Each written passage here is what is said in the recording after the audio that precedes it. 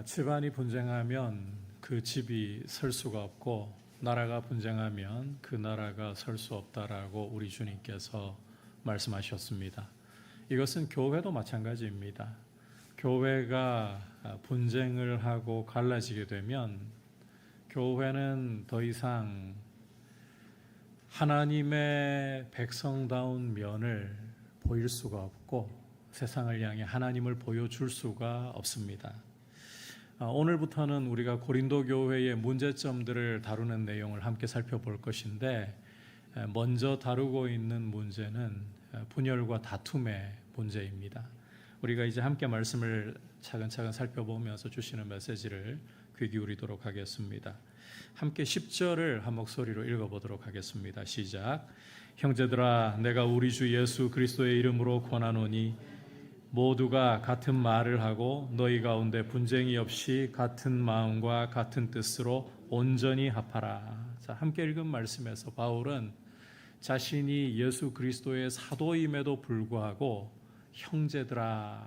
형제들아라는 말로 이야기를 시작하고 있습니다.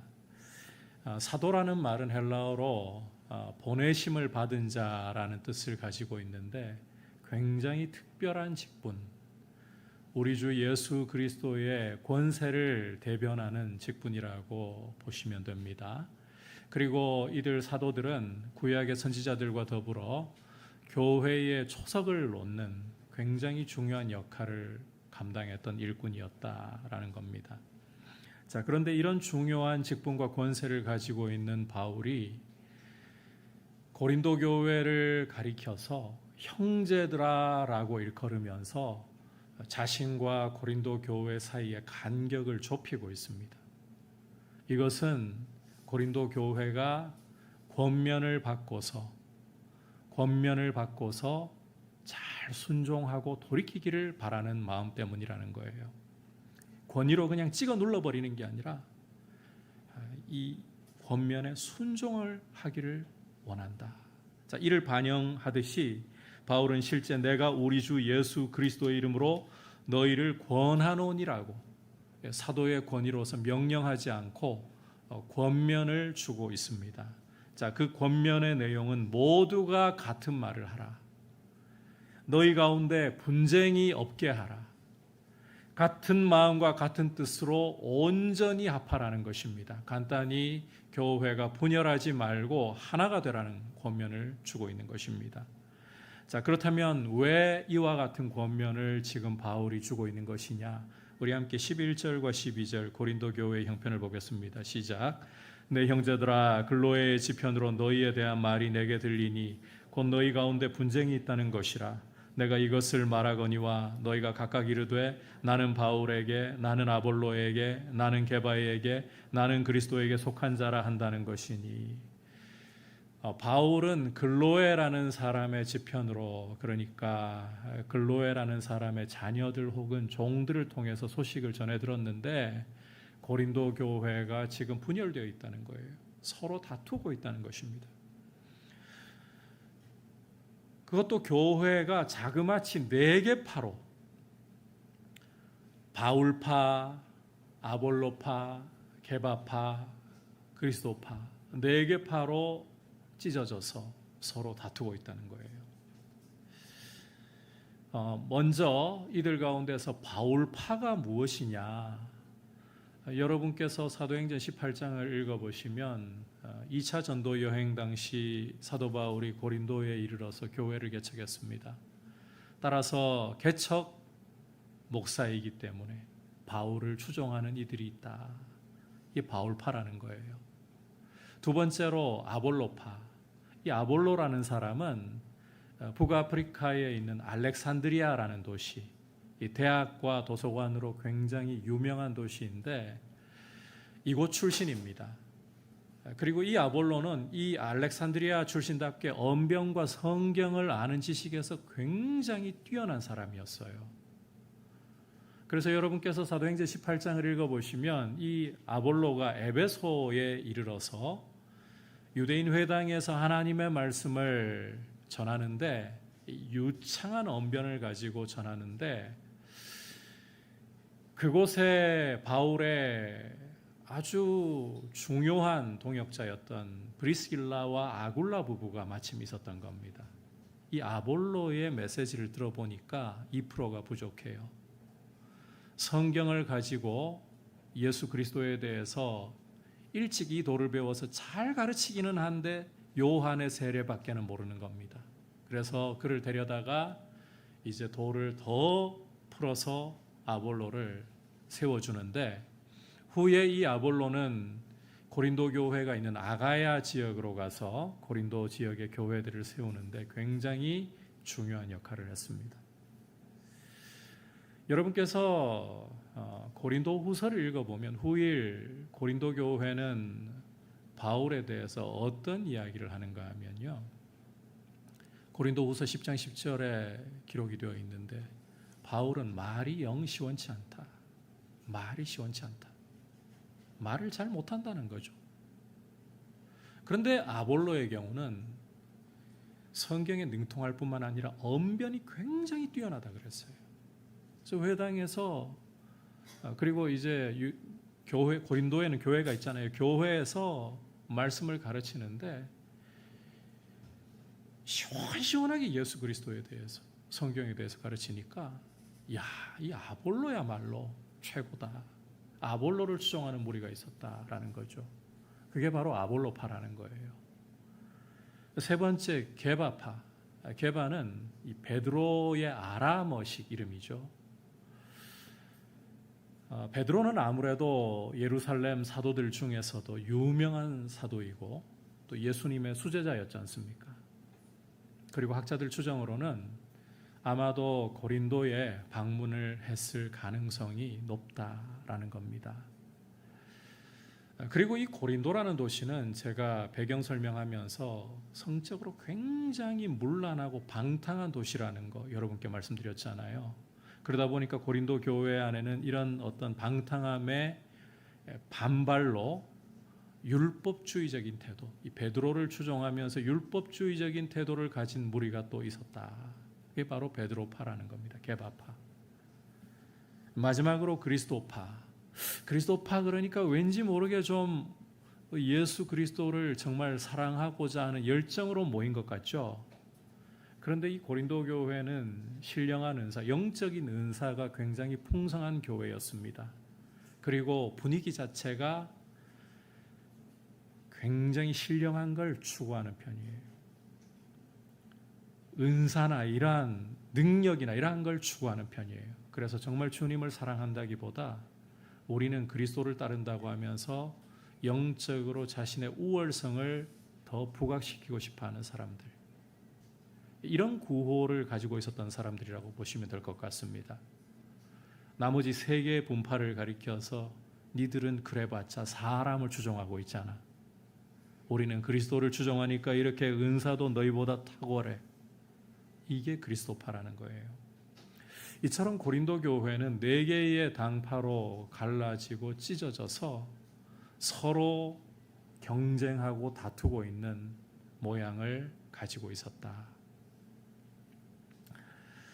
자, 이런 고린도 교회에게 사도 바울이 하나 될 것을 권면하고 그들의 실상에 대해, 분열한 실상에 대해서 보여주면서, 자, 고린도 교회가 절대로 갈라져서는 안 될 근거를 말씀하고 있는데 13절 머릿부분 여러분께서 보시기를 바랍니다. 13절, 그리스도께서 어찌 나뉘었느냐. 바울은 그리스도께서 어찌 나뉘었느냐는 이 간단해 보이지만 굉장히 중요한 반문을 가지고서 교회는 결단코 분열하고 나뉘어서는 안 된다는 사실을 강조하고 있습니다. 다시 말해 교회가 갈라지고 서로 분당을 이루어 가지고 다툰다. 이것은 그리스도의 몸을 쪼개는 것이나 진배 없는 일이라는 사실을 지금 역설하고 있는 것입니다. 그도 그럴 것이 에베소서 1장 22절과 23절을 여러분께서 참고해 보시면 하나님께서 그리스도를 교회의 머리로 삼으셨고 교회를 그리스도의 몸으로 삼으셨다라고 분명하게 선언하고 있기 때문입니다. 강조컨대 교회는 예수 그리스도를 머리로 모시고 있는 예수 그리스도의 몸이 되는 것입니다. 여러분, 교회는 예수 그리스도를 머리로 하는 그리스도의 몸이다. 이 그리스도의 몸은 결코 나뉘어서는 안 된다는 거예요. 교회가 서로 분열하고 다툰다. 여러분, 이것은 그리스도의 몸을 쪼개는 큰 죄를 짓는 것이다라는 사실을 우리가 잊어서는 안 됩니다. 사람이 자기와 잘 맞고 대화도 잘 통하는 사람과 더 친해진다라는 것은 이상한 일은 아니에요. 잘못된 일도 아니에요. 따라서 교회 안에도 더 가깝고 더 친한 사람들 생겨날 수 있습니다. 이걸 가지고서 지금 사도 바울이 정죄하고 문제 있다라고 그런 이야기를 하고자 하는 게 아니에요. 하지만 교회 안에서 편가르기를 하고 다른 사람들을 따돌리고 자기의 이익을 구하려고만 한다. 여러분, 이것은 사도 바울이 고린도 교회에게 말씀하는 분당을 이루는 짓입니다. 교회의 교회됨을 깨뜨리고 그리스도의 몸을 쪼개는 일이라는 거예요. 여러분, 우리 주님께서는 십자가에 흘리신 그분의 피로써 원수되었던 것을 허물어 주셨습니다. 하나님과 우리 사이의 원수됨을 허물어 주셨고, 뿐만 아니라 결코 하나가 될 수 없던 두 세계인 유대인과 이방인이라는 벽을 허물어서 둘로 한 세 사람을 이루어 하나님 아버지께 나아가게 하셨어요. 에베소서는 그게 바로 교회이다. 주의 몸된 교회이다. 따라서 교회가 분열을 한다, 쪼개진다, 있어서는 안 될 일이라는 거예요. 그러니까 이 고린도 교회의 분열상을 보면서 사도 바울은 어째서 그리스도의 몸이 이렇게 나뉘었단 말이냐, 그리스도의 몸이 어찌 쪼개질 수 있단 말이냐 탄식하고 통탄하지 않을 수가 없는 것입니다. 여러분, 거듭 강조하지만 주의 피로 사신 주의 몸된 교회, 결코 분열하고 쪼개지는 일을 용납해서는 안 됩니다. 자, 계속해서 바울은 그리스도의 몸인 교회가 사람 누구에게도 어떠한 지분도 주어져서는 안 된다라는 것을 다음과 같은 말로 강조하고 있습니다. 13절 바울부터 같이 읽어보겠습니다. 시작. 바울이 너희를 위하여 십자가에 못 박혔으며 바울의 이름으로 너희가 세례를 받았느냐. 지금 바울은 고린도 교회에게 굉장히 충격적인 질문을 던지고 있는 것입니다. 바울이 너희를 위해 십자가에 못 박혔느냐? 너희가 바울의 이름으로 세례를 받았느냐? 여러분, 이 질문이 편하게 다가오면 안 돼요. 충격적으로 다가와야 되는 거예요. 교회를 위해서 십자가에 달려 그 보배로운 피를 흘려주신 분이 누구이십니까? 교회를 당신의 몸으로 삼으신 주인이 머리가 누구이십니까?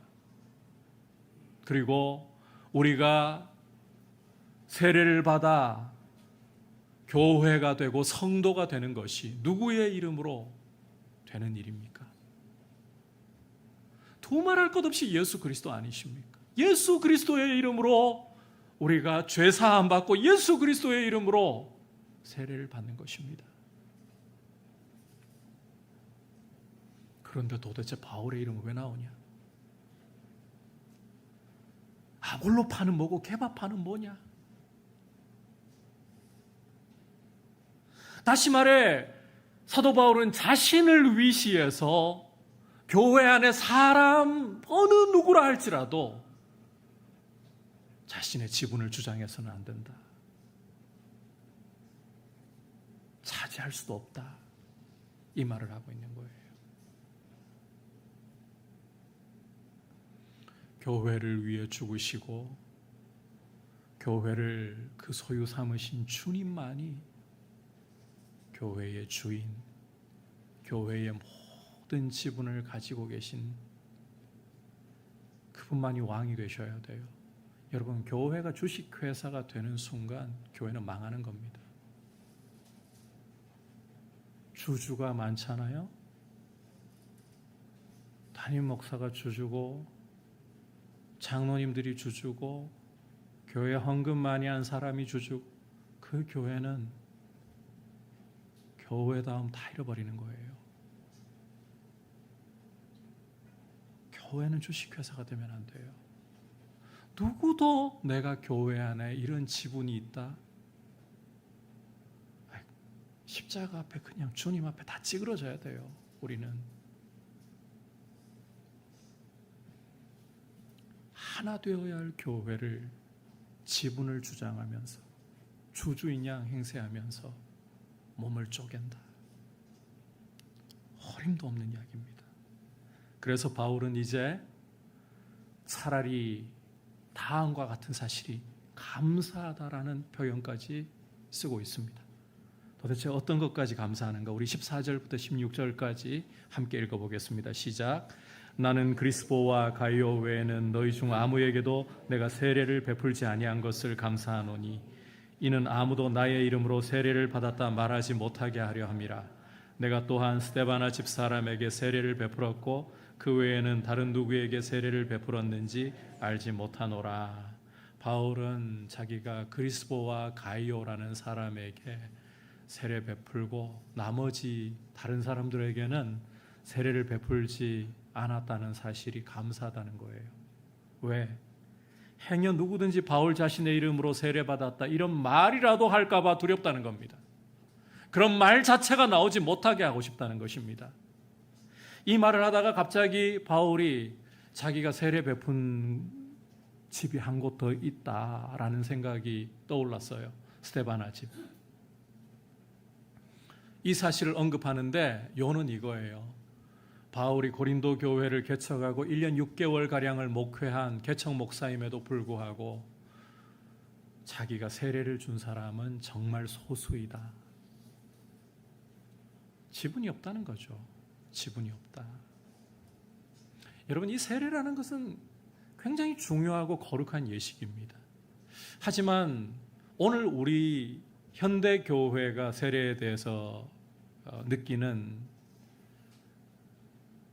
그리고 또 과거 초대 교회가 느끼는 그 세례에 대한 의미, 느낌은 참 달라요. 지금은 병상이라든지 특수한 경우를 제외하고는 예수님을 믿는다고 곧바로 세례를 베풀지 않습니다. 학습이라는 시간을 두고 그리고 준비를 시켜서 세례를 받게 하죠. 이 왜 그런가 하면 세례를 받았다고 해도 정말 그 사람이 꼭 구원받은 것을 확신할 수 있느냐, 이런 갭이 벌어진다는 거예요. 그런데 초대교회는 세례의 의미가 훨씬 무거웠습니다. 그리고 구원받는 것과 세례받는 것을 사실상 일치시켰어요. 그 하나의 중요한 증거가 여러분께서 사도행전 8장 읽어보시면 빌립이 예루살렘에 올라와서 예배하고 돌아가는 에티오피아 내시를 만나서 복음을 전하거든요. 그 내시가 회심하고 예수님을 영접했을 때 그 다음에 주저없이 세례를 베풉니다. 물로 세례를 베풀어요. 이게 초대교회가 가졌던 세례의 의미라는 거예요. 따라서 오늘날보다 초대교회 당시에는 세례를 준다. 누가 세례를 주었냐? 굉장히 중요한 의미를 가진다는 거예요. 하지만 바울은 자기가 고린도 교회를 개척했음에도 불구하고 소수에게만 세례 베푼 게 차라리 감사하다.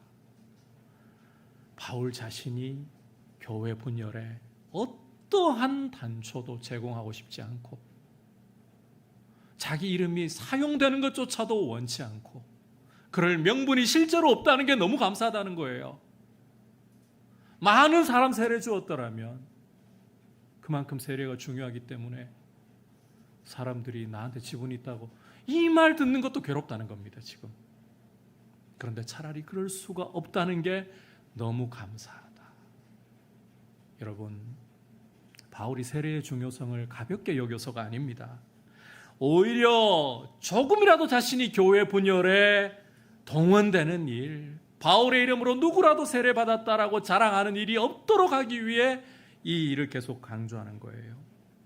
이걸 보면 우리가 과거 어떤 교회 출신이고 어떤 목사님 밑에서 신앙생활을 해왔고 어떤 선교단체 출신이고 어떤 훈련을 받았고 내가 어느 학교를 나왔고 어떤 사회적인 배경을 가지고 있고 어떤 경험을 쌓아왔다. 여러분 이것 가지고 교회 안에서 큰 소리치고 이것 가지고 자랑을 하는 것 결코 있어서는 안 된다는 겁니다.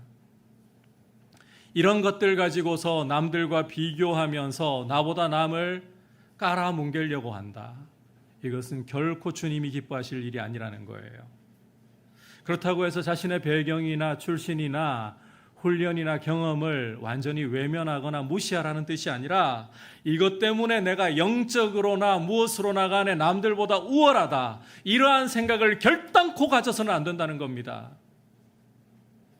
이런 것 가지고 남들과 잘못 비교 경쟁하는 것, 이것은 여러분 결국은 이와 같은 마음이 예수 그리스도께로부터 멀어지게 하고 교회 분열에 다툼에 불씨가 된다.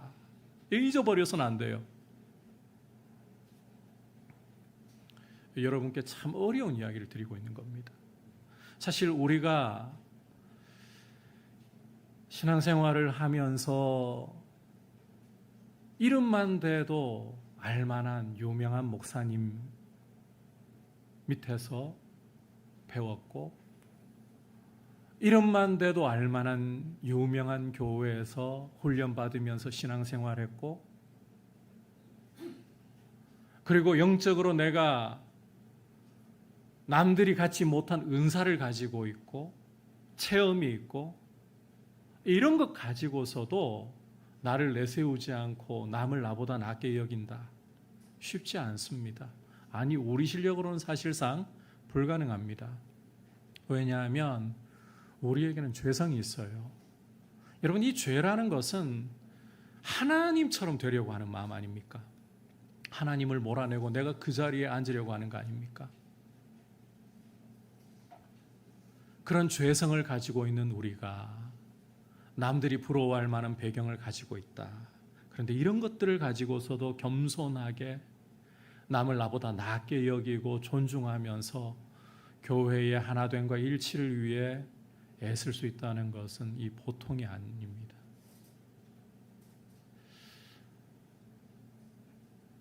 정말 그렇게 갈 수만 있다면 가장 이상적이지만 오늘 우리 한국 교회의 모습만 봐도요. 아무리 좋은 교회, 아무리 건강한 교회라도 조금의 분열의 불씨 없는 교회가 없습니다. 왜? 우리가 다 교만한 사람들이기 때문이에요. 죄성을 가지고 있는 사람들이기 때문이에요. 그럼에도 불구하고 우리는 포기해서는 안 됩니다. 여러분 주님의 교회는 주님의 피로 사신 주님의 몸이고 결단코 분열되고 서로 다투어서는 안 됩니다. 결단코 나를 남보다 높이 올리면서 남을 어떻게 하든지 나보다 낮게가 아니라 낮게 만들려고 해서는 안 됩니다. 이게 교회가 사수해야 될 일이에요. 그렇다면 이제 우리가 예수님의 마음처럼 온유하고 겸손하게 자신을 낮추면서 오히려 남을 나보다 낮게 여기기 위해서 어떻게 해야 될 것인가? 이걸 사수해야 되는데 이걸 위해 어떻게 할 것인가? 바울의 모습을 통해 살펴보도록 하겠습니다. 우리 17절 한 목소리로 합독하겠습니다. 시작. 그리스도께서 나를 보내심은 세례를 베풀게 하려 하심이 아니요 오직 복음을 전하게 하려 하심이로되 말의 지혜로 하지 아니함은 그리스도의 십자가가 헛되지 않게 하려 함이라. 자, 함께 읽은 말씀에서 바울은 그리스도께서 자신을 사도로 보내신 목적이 무엇인가를 분명하게 밝히고 있습니다. 그것은 세례를 베풀게 하려 하심이 아니라 복음을 전하게 하려 하심이다. 복음을 전하게. 앞서 세례라는 게 얼마나 초대교회 안에서 중요하고 따라서 세례 베푸는 사람이 정말 중요하다는 것 우리가 함께 살펴보았잖아요. 그럼에도 불구하고 바울은 자기가 세례 베풀도록 보내신 받은 자가 아니라 복음 전하도록, 복음 전하는 게 내 사명입니다. 다른 사람이 세례를 베풀어도 괜찮다는 겁니다. 자기보다 다른 사람이 세례를 베풀어서 그 사람에게 각인되어도 괜찮다는 거예요. 내가 정말 행해야 할, 내가 보내심을 받은 삶의 사명이자 모습은 그리스도의 복음 전하는 것이다. 여러분께서 17절 후반부를 보시면 이 복음을 전한다는 것은 그리스도의 십자가를 전하는 것이다. 이렇게 바울은 설명을 다 하고 있어요. 그래서 바울의 말은 이런 겁니다. 나는 오직 예수 그리스도의 십자가, 그 십자가 전하라고 보내심 받았지 세례가 아니다. 세례는 내가 베풀어도 되지만 안 베풀어도 상관없다. 세례가 중요하지 않다는 게 아니라 정말 자기가 집중해야 할 본분이 뭐냐, 사명이 뭐냐, 교회를 세우기 위해 붙잡아야 할 게 뭐냐, 예수 그리스도의 십자가 전하는 것이라는 말이에요.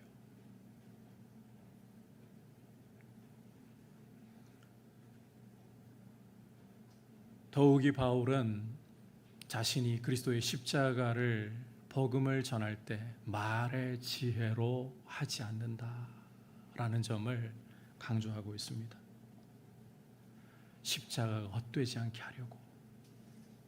여기 이 말의 지혜라는 것은 그리스 로마의 수사학과 관련된 용어입니다. 연설할 때 사용하는 수사학적 기술을 말하는 거예요. 수사학이 꽃을 피웠던 그리스 로마 사회에서 지혜라는 것은 유창한 웅변술, 화려한 언변과 동의어로 쓰이다시피 했습니다. 그러니까 사도 바울은 나는 사람들의 마음을 사로잡을 화려하고 유려한 언변 가지고 그들을 내 편 만들려고 보내심 받은 바가 없다. 그리고 우리가 뒤에 다음 시간에 보겠지만 오히려 유대인들에게는 걸림돌, 헬라인들에게는 미련한 것에 지나지 않는 예수 그리스도의 십자가, 그 십자가만을 자랑할 뿐이다.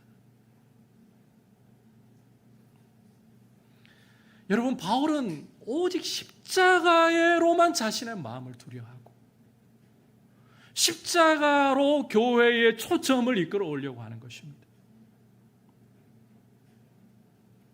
십자가가 뭘 보여줍니까? 빌립보서 2장에서 보듯이 그리스도께서 근본 하나님의 본체, 다시 말해 하나님과 동등하신 분이시지만 그는 자기를 하나님과 동등되게 여기시지 않고 오히려 자기를 비워 종의 형체를 가져서 사람으로 오셨고 자기를 낮추어 십자가에 죽기까지 복종하셨습니다. 여러분, 이게 십자가입니다. 이 십자가만이 교만을 꺾어버릴 수 있는, 교만의 불씨를 사그라들게 만들 수 있는 유일한 길, 교회의 자랑이고 하나님의 지혜이고 하나님의 능력이라는 거예요. 다른 길은 없습니다. 우리의 출신과 우리의 배경과 우리의 학벌, 우리의 소유, 여러분, 이게 고개를 드는 순간 교회에는 잘못된 비교 경쟁이 올라오고 교회는 파당이 생깁니다. 교회 안에 왕따가 생깁니다. 십자가로 돌아오셔야 됩니다. 우리 주 예수 그리스도의 그 모습을 바라보면서 십자가를 자랑해야 됩니다. 좀 더 구체적으로 십자가를 이렇게 말씀드리고 싶습니다. 여러분, 여러분이 정말 바라고 간절히 소원하며 기도하고 있는데 하나님이 여러분들의 기도에 응답하시지 않습니까? 그럴 때 여러분은 하나님을 어떤 분으로 바라보고 어떤 분으로 대하고 어떤 분으로 섬기려고 합니까? 기도하면서 그렇게 들어주시지 않는 하나님께 원망과 탄식을 쏟아 놓을 수는 있습니다. 시편을 읽어보면 다윗도 성령의 감동을 받아 시편을 기록했던 수많은 믿음의 사람들도 기도가 응답되지 않고 하나님이 내 앞에 열린 문을 두지 않으실 때 고통하고 탄식하고 신음하고 불평을 쏟아 놓았습니다. 그런데 그들은 결국은 하나님을 찬송하고 하나님을 섬기기로 선택합니다. 여러분, 우리의 기도를 들어주시지 않고 우리가 원하는 대로 이루어 주시지 않으면 하나님 아니십니까? 하나님을 안 섬길 겁니까?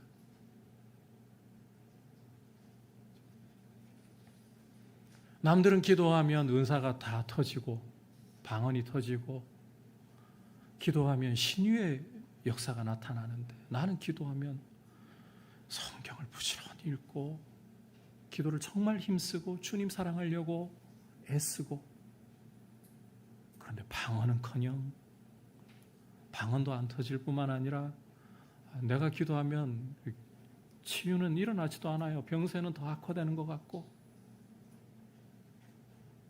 여러분, 그러면 주님 안 섬길 건가요? 그럼 주님 아니십니까? 내가 이해할 수 없는 상황들이 내 앞에 길을 가로막고 내 앞에 문이 열리지 않는다. 주님 아니십니까? 주님을 안 섬길 건가요?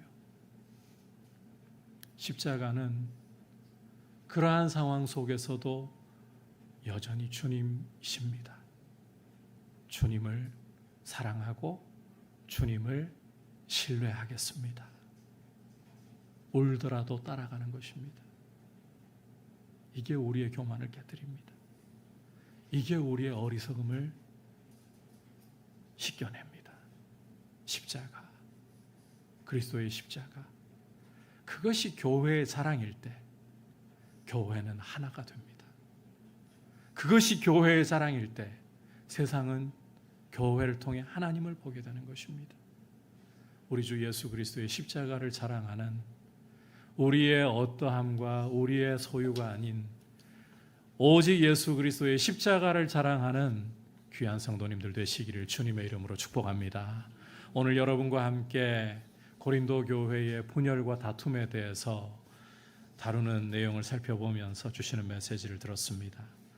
여러분, 첫 번째는 교회는 모두가 같은 말을 하고 분쟁 없이 같은 마음과 같은 뜻으로 온전히 합해야 하나가 되어야 합니다.